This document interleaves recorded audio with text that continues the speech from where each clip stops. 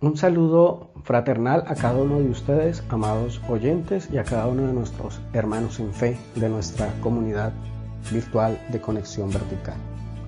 El día de hoy traigo una enseñanza más guiada, orientada por nuestro Elohim, por nuestro Dios. Nuestro Abacados, nuestro Padre Santo, en esta cápsula de fe el día de hoy nos trae algo muy hermoso.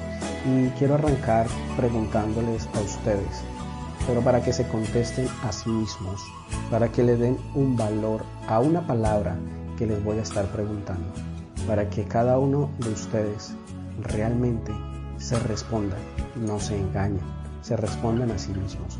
¿Qué significa para ustedes? ¿Qué valor le dan a la palabra sinceridad? Sí, a esta palabra, sinceridad. ¿Qué es para ustedes? ¿Qué valor tiene? ¿Qué peso dan en esta palabra? Quiero hacerles un contexto de una situación para hacerme entender. En cierto tiempo me encontré con un amigo que llevaba mucho rato sin verlo, y al momento de encontrarme con él lo saludo y le digo: ¿qué hubo? ¿Qué más? ¿Cómo está? ¿Cómo le ha ido? ¿Ya cambió o no? ¿O cómo sigue? ¿Sigue igual? Y él me responde: pues bien, mejorando mucho, siguiendo y teniendo en cuenta todo lo que está en la escritura. Así como en aquella tarde hablamos, he tomado la escritura, he tomado la Biblia y he ido leyéndola, y créame que ese libro de Proverbios, el cual usted me aconsejaste leer, ha sido para mí muy pero muy bueno. He crecido enormemente. Hasta mi esposa ha dicho que ha notado muchos cambios en mí y que le gusta el que soy ahora. Entonces le pregunté: ¿y ahora sí haces caso? Y lo que él me dice es: ahora lo que sé hacer es caso, es lo único que hago y lo hago muy bien. Y ahora te pregunto a ti, ¿tú eres de los que haces caso o no? ¿O eres de las que no hace caso? Hay una razón para esta pregunta, y es que, mire, en la palabra, en el Tanaj, nos encontramos con un texto que el salmista David expresa de esta manera. No sé si recuerden, no hace mucho estuvimos en un Tanaj, en una cápsula de fe, hablamos de personas que admiro mucho en la escritura. Hemos hablado de grandes héroes de la fe y hemos hablado de David y hemos hablado de José, no queriendo decir que me gusten solo ellos dos y que los demás los esté dejando de un lado. No, hemos hablado de ellos y hemos hecho un Tanaj, una cápsula de fe muy reciente de José, de este hombre vendido por sus hermanos, una enseñanza muy bella. Pero hoy nuestro Padre nos regala una enseñanza más y vamos a hablar de David. A mí me encanta hablar de cada uno de estos personajes de la Biblia, y es el turno para hablar de David, y me gusta ver a este hombre cómo nos enseña, porque nos da una definición de humanidad, un simbolismo de humanidad a nosotros, para poder decir si él lo logró en su humanidad, en su imperfección, y al final de todo el camino el rey David fue llamado varón conforme al corazón de Dios. Eso quiere decir que nosotros, que yo, que tú, también podemos, como personas, como individuos, como ovejitas de nuestro Padre Celestial, como hijo o hija de nuestro Redentor, podemos también llegar a hacer las cosas que David logró hacer, de ir siempre a los pies de nuestro Padre Celestial sin importar las circunstancias, sin importar qué tan grave fuera cada una de las situaciones. David sabía, el rey David sabía que yendo al trono celestial, yendo a los atrios del templo y buscando la presencia de nuestro Padre Celestial, encontraría el perdón, encontraría nuevamente el camino que él estaba dejando a un lado por los errores de nuestra humanidad, por los errores de nuestra naturaleza que en alguna ocasión de su vida allí haya cometido. Nosotros también debemos mirar estos ejemplos bíblicos de estos grandes personajes, de estos superhéroes, diría yo en mi lenguaje, que nos enseña el Tanaj, que nos enseña la escritura.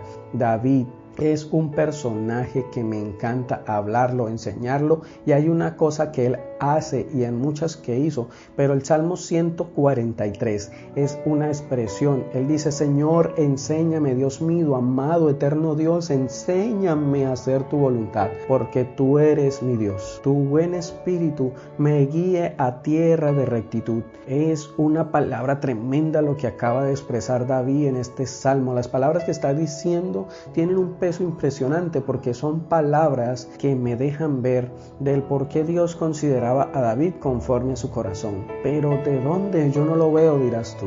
Yo no sé cuántos de nosotros verdaderamente, y te pregunto a ti para que te lo respondas a ti mismo, ¿cuántas veces tú verdaderamente le has dicho al Señor: enséñame a hacer tu voluntad?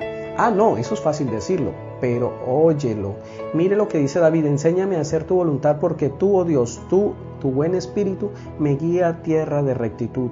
Él sabe que solo Dios lo puede llevar verdaderamente a pastos verdes, a donde Él iba a descansar. Y entre todas las luchas diarias que tal vez tengas y que tal vez puedas tener, hay una que no podemos negar, y es esta, la de hacer nuestra propia voluntad. Por eso lo digo, y te hablaba de mi amigo: ¿qué hubo? ¿Usted sigue así de tremendo o no? ¿Ha cambiado o no? Y lo que él me responde es: lo que yo sé hacer ahora es caso, porque ya entendí, he metido tanto la pata y la he embarrado tanto que yo ahora solo lo que sé hacer es caso. Entonces nosotros tenemos una lucha contra nuestra propia voluntad, y nosotros en la vida hay momentos que pareciera que nuestra voluntad quiere hacer las cosas a su manera y que no es lo que la voluntad de Dios quiere que hagamos. Entonces vamos en contra de la voluntad de Dios, y tal vez para nosotros hacer nuestra propia voluntad sea fácil, más cómodo, pero la mayoría de veces esta decisión nos va a llevar a unos golpes tremendos, terribles en la vida,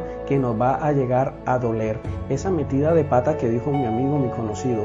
Y esto nos pasa a nosotros, al hombre, a toda la humanidad, a todos nosotros, a ti y a mí. Entonces, cuando decidimos rendir nuestra voluntad a la voluntad de Dios, las cosas empiezan a cambiar. Te repito, David es uno de esos hombres de la Escritura que yo admiro en la palabra, porque tuvo muchos errores, montaña de errores, y Dios tuvo al final algo con él muy especial, y es porque David tenía una cualidad que en verdad yo anhelo que crezca en mí, y creo que eso nos serviría a muchos de nosotros, y es esa cualidad que lo lleva, o lo llevó mejor, a ser grato delante de Dios, pese a tantas embarraditas, tantas metidas de pata, tantos errores. ¿Sabes cuál era la cualidad que tenía este varón David dentro de la lucha que podía tener en su diario vivir? La sinceridad. Sinceridad. Cuando una persona es sincera, eso gusta. A veces duele, ¿cierto? Hay parejas que yo escucho y dicen: no, yo prefiero que me digan la verdad, pero la sinceridad duele. Pero la persona, cuando es sincera delante de Dios, la llave de bendición que se abre es tremenda. Las puertas de los cielos se abren. Y Dios, yo creo que Dios está cansado de la hipocresía de nosotros, de ese arrepentimiento falso, continuo. Y es por eso que, en mi humilde opinión, creo que es mejor ser sincero delante de Dios que estarme engañando a mí mismo y ser un hipócrita delante de Dios. Ir mejor delante de Él y hablar con toda sinceridad. Cuando una persona es sincera delante de Dios, abre las puertas de bendición del cielo. Abre esas puertas para que sus alacenas se llenen. Así que, leyendo este salmo, veo una oración de súplica, una oración de dirección, y creo que hoy necesitamos esa dirección.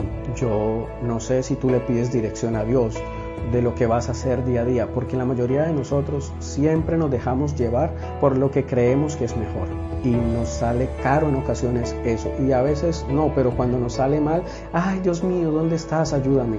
No tenemos en cuenta en nada a Dios. Pero qué bueno cuando involucramos a Dios en todo.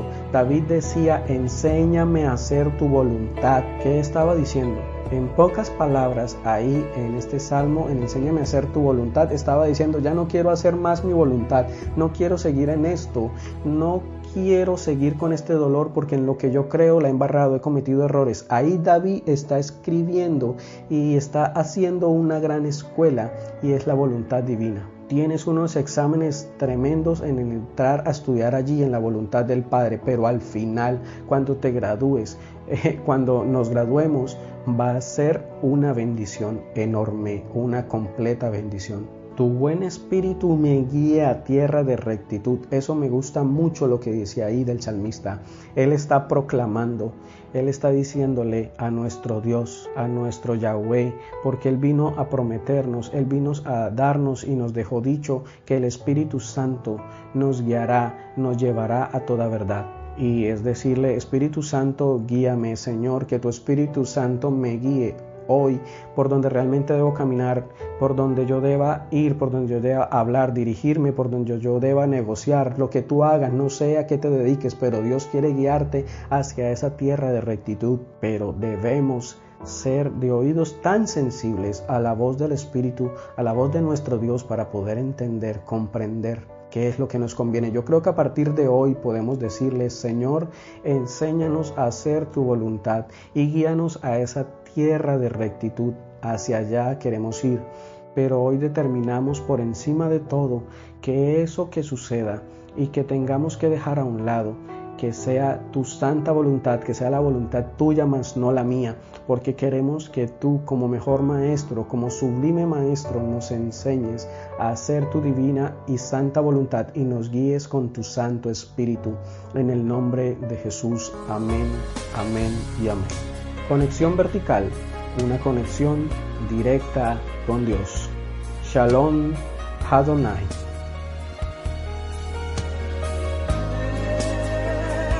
Conectado con Dios, se fue el dolor, se fue la angustia, la opresión. Dios modera.